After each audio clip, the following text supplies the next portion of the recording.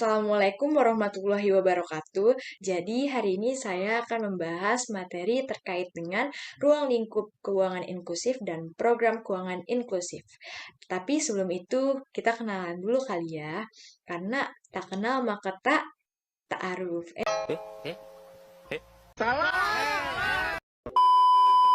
Enggak dong, tak kenal maka kenalan dulu.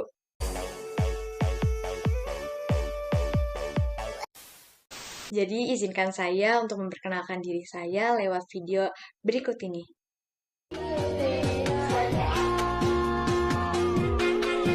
Meledak.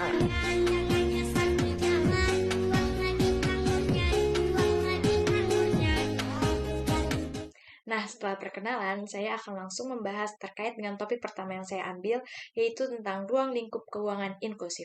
Kira-kira kalian udah pada tahu belum sih apa itu keuangan inklusif? Penting nggak sih keuangan inklusif itu? Apa sih latar belakang terjadinya keuangan inklusif? Kira-kira ada kaitannya nggak dengan literasi keuangan? Nah, biar kalian tahu jawabannya itu apa, jangan lupa simak pembahasannya. Jadi, inklusi keuangan merupakan kondisi masyarakat pada saat mengakses atau menggunakan produk layanan keuangan seperti investasi, perbankan, asuransi, dan lain sebagainya. Nah, ternyata inklusi keuangan ini dengan literasi keuangan sangat berkaitan loh, yang dimana literasi keuangan merupakan pengetahuan dan kesadaran masyarakat akan lembaga keuangan formal, produk, dan jasa yang termasuk di dalamnya manfaat, fitur, hak, dan kewajiban suatu produk layanan keuangan. Jadi, dari sini masyarakat akan berani menggunakan produk layanan keuangan karena mereka sudah mengetahui bagaimana regulasinya, bagaimana kegunaannya, bagaimana sistemnya terkait dengan produk layanan keuangan tersebut. Selanjutnya, latar belakang inklusi keuangan dimulai pada tahun 2008 setelah terjadinya krisis, yang didasari oleh dampak in the bottom of the pyramid, yang dimana kelompok ini tuh yang berpenghasilan rendah, tempat tinggalnya terpencil, tidak teratur, dan lain sebagainya, yang seharusnya mereka sudah cukup umur tetapi belum membuka rekening di bank, sehingga mereka tidak memiliki akses layanan kepada perbankan.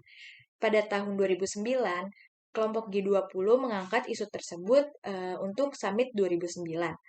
Anggota G20 sepakat perlu adanya peningkatan akses layanan kepada kelompok tersebut. Selanjutnya, pada tahun 2010 dilaksanakan lagi Summit 2010 yang menghasilkan 9 prinsip inovatif inklusi keuangan sebagai pedoman pengembangan keuangan inklusif, yang dimana prinsip ini meliputi 9 ini.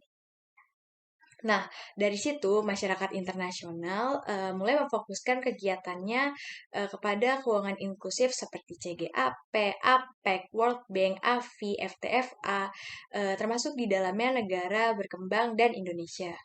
Ternyata inklusi keuangan ini sangat penting loh guys, karena dengan inklusi keuangan kita dapat menghindari ketimpangan ekonomi di masyarakat dan dapat mempermudah masyarakat dalam mengakses layanan keuangan secara menyeluruh. Selain itu, inklusi keuangan juga bermanfaat sebagai pendukung stabilitas sistem dan pendalaman pasar keuangan, mengurangi shadow banking, memberikan potensi pasar baru pada perbankan, dan lain sebagainya. Nah, tanpa kita sadari, setiap hari kita melakukan inklusi keuangan loh. Seperti contohnya, kita menarik tunai di ATM dan menabung di bank. Hal tersebut termasuk ke dalam inklusi keuangan. Selanjutnya, kita akan menyimak studi kasus tentang inklusi keuangan.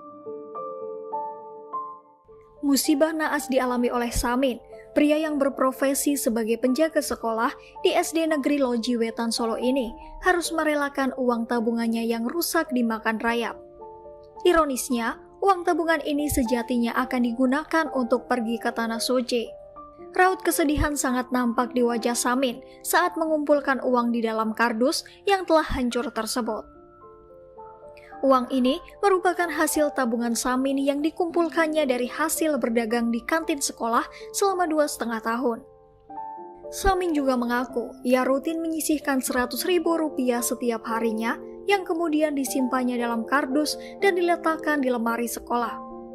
Pagi-pagi kurang lebih jam 9 lalu sempat dibuka ternyata yang satu sudah dimakan rayap habis ini.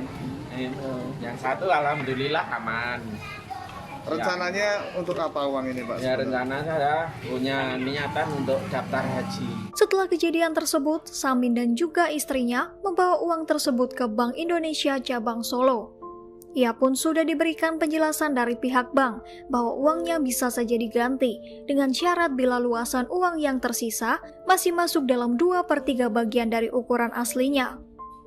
Tidak hilang akal, Samin dan juga istrinya lalu mencoba merangkai kembali uang tersebut agar dapat ditukar dengan uang yang baru. Penggantian itu harus memiliki size atau ukuran minimal 2/3 dari ukuran penuh. Kenapa 2/3? Ya kalau ukurannya separuh diganti nanti pada dipotongin ditukerin jadi 2. Jadi harus 2/3 supaya tidak ada double claim. Belajar dari kejadian Samin ini, Bank Indonesia pun mengimbau kepada masyarakat agar mempercayakan uangnya untuk disimpan di bank agar keamanannya terjamin. Dari kasus tersebut, kita dapat melihat bahwa masih rendahnya literasi keuangan di masyarakat. Hal ini mengakibatkan terbatasnya pengetahuan masyarakat untuk menempatkan uang tabungannya secara aman, sehingga kepercayaan masyarakat terhadap lembaga keuangan pun masih rendah. Masih banyak masyarakat yang menyimpan uangnya di bawah bantal, di bawah kasur, bahkan di kantong kresek, yang mungkin masyarakat menganggap menyimpan uangnya sendiri tuh bakal lebih aman. Nah, ternyata apabila nabung dengan jangka waktu yang cukup lama, uang tersebut pun akan rusak, entah itu dimakan rayap atau yang lain sebagainya. Nah, solusi dari kasus tersebut dapat melakukan sosialisasi kepada masyarakat terkait dengan lembaga keuangan, bagaimana sistemnya, bagaimana regulasinya, bagaimana cara kerjanya, yang dapat membuat masyarakat menambah kepercayaan terhadap lembaga keuangan. Selain itu, masyarakat pun dapat mencari sendiri informasi terkait dengan lembaga keuangan di situs-situs resmi lembaga perbankan. Topik kedua yang akan saya bahas terkait dengan program keuangan inklusif, yang dimana program keuangan inklusif ini meliputi layanan keuangan digital dan branchless banking. Yang pertama, layanan keuangan digital. Layanan keuangan digital adalah layanan jasa keuangan yang dimana sistem pembayarannya menggunakan teknologi mobile based ataupun web based, serta pihak ketiga atau yang disebut dengan agen.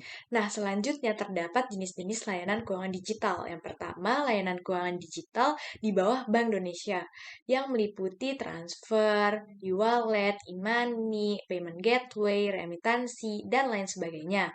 Dan yang kedua terdapat layanan keuangan yang terdapat pada OJK atau Otoritas Jasa Keuangan yang meliputi fintech lending, crowdfunding, pay letter, digital bank, dan lain sebagainya.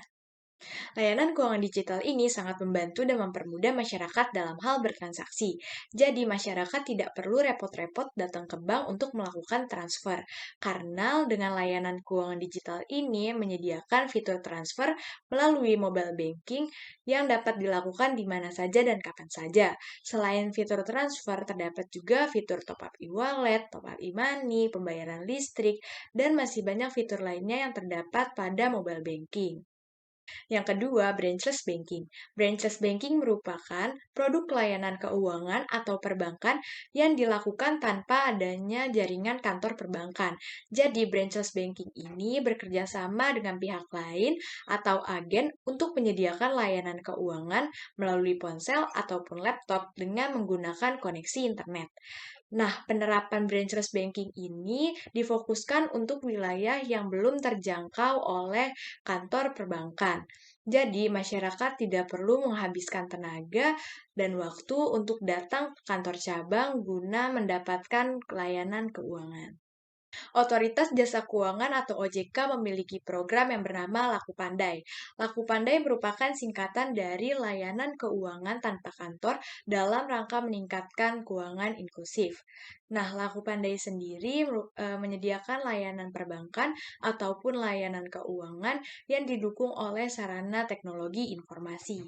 Nah, Laku Pandai memiliki 3 macam produk, antara lain tabungan dengan karakteristik Basic Saving Account atau BSA, kredit dan pembiayaan kepada nasabah mikro, dan produk keuangan lainnya seperti asuransi mikro. Selanjutnya, manfaat dari branchless banking untuk membantu aktivitas keuangan di suatu wilayah yang belum terjangkau oleh kantor perbankan. Jadi, di sini juga branchless banking membantu masyarakat agar masyarakat tidak usah jauh-jauh pergi ke kantor cabang untuk mendapatkan layanan keuangan.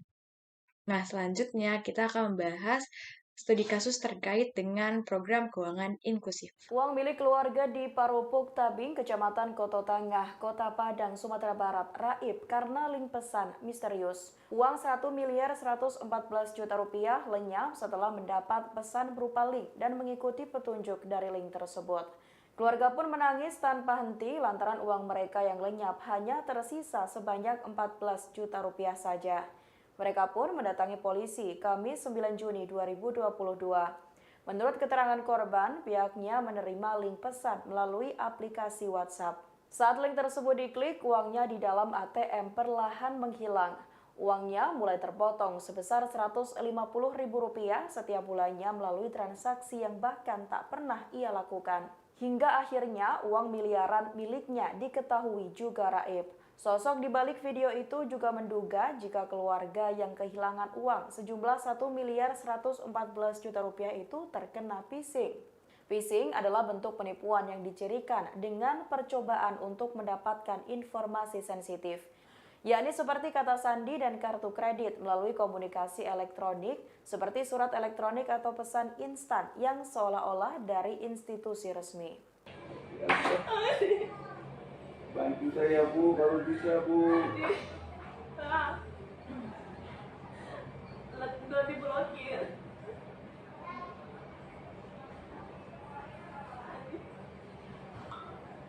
Dari kasus tersebut, meskipun layanan keuangan digital mempermudah masyarakat mengakses keuangan digital, tidak menutup kemungkinan terjadinya cybercrime. OJK telah mendapatkan ribuan laporan terkait dengan kasus fraud dalam industri perbankan. Hal ini mengakibatkan kerugian yang sangat besar baik dari pihak bank dan pihak nasabah. Kasus tersebut termasuk ke dalam tipe kejahatan phishing, yang dimana korban dikirimkan link yang mengarahkan kepada web palsu yang seolah-olah seperti web asli, yang pada akhirnya korban mengklik link tersebut dan pelaku dapat mengakses data pribadi korban. Selanjutnya, solusi dari kasus tersebut, yang pertama, sebaiknya nasabah tidak langsung mengklik atau mempercayai informasi yang kejelasannya belum diketahui. Yang kedua, pihak perbankan dapat memberikan edukasi terkait kasus penipuan kepada nasabah. Dan yang ketiga, pihak perbankan juga dapat meningkatkan keamanan yang berlapis kepada orang-orangnya, prosesnya, dan teknologinya. Sekian materi yang dapat saya sampaikan, kurang lebihnya mohon maaf. Sebelumnya saya ingin pantun terlebih dahulu. Pergi ke pasar bunga, beli mawar berduri. Jangan lupa diikat agar tak jatuh. Saya Intan pamit undur diri. Wassalamualaikum warahmatullahi wabarakatuh.